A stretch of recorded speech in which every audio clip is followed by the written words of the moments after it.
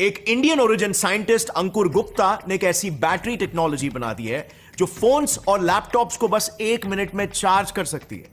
यह टेक्नोलॉजी एक ईवी तक को बस सिर्फ 10 मिनट में फुल चार्ज कर सकती है, जिसे चार्ज करने में यूजुअली 8 से 10 घंटे लगते हैं। प्लस आज के फोन बैटरीज में आपने ये चीज भी नोटिस की होगी कि समय के साथ साथ आपके बैटरी का परफॉर्मेंस कम होता चला जाता है, उसका चार्जिंग टाइम बढ़ते जाता है और वो जल्दी डिस्चार्ज भी होने लगती है। ये इसीलिए होता है क्योंकि मॉडर्न स्मार्टफोन्स में जो लिथियम आयन बैटरीज होते हैं ना, वो सिर्फ 800 से 900 चार्जिंग साइकिल्स यानी सिंपली सिर्फ 1 से 2 साल तक ही ठीक से काम करते हैं और उसके बाद उनकी एनर्जी स्टोर करने की क्षमता ड्रास्टिकली कम हो जाती है। लेकिन अंकुर गुप्ता और उनकी टीम ने जो बैटरी टेक्नोलॉजी बनाई है वो ऐसी है कि 100 साल यूज करने के बाद भी बिल्कुल वो वैसे ही काम करेगी जैसे एकदम नई की नई।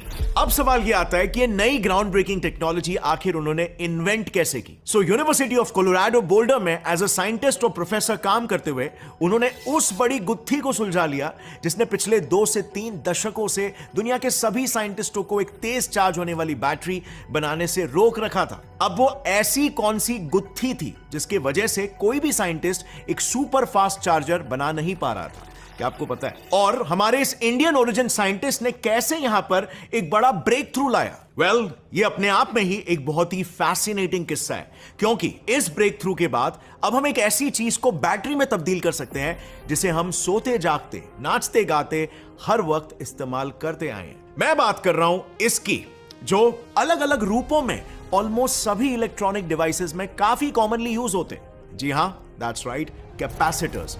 How did scientists realize the potential of a capacitor to be used as a battery? And what are the challenges? Actually आपने देखा होगा जब भी हमारा फैन वगैरह खराब होता है तो सबसे पहले हम कैपेसिटर्स को ही बदलते हैं, और फिर जब भी हम एक नया कैपेसिटर खरीदते हैं तो दुकान वाला उसे यूं स्विच बोर्ड में डाल के बाहर निकालता है और फिर उसमें से ऐसे स्पार्क्स निकालकर हमें दिखाता है to prove that it is working. अब ये दुकान वाला जो करता है ना, इसमें आपने 2 चीजें नोटिस की होगी।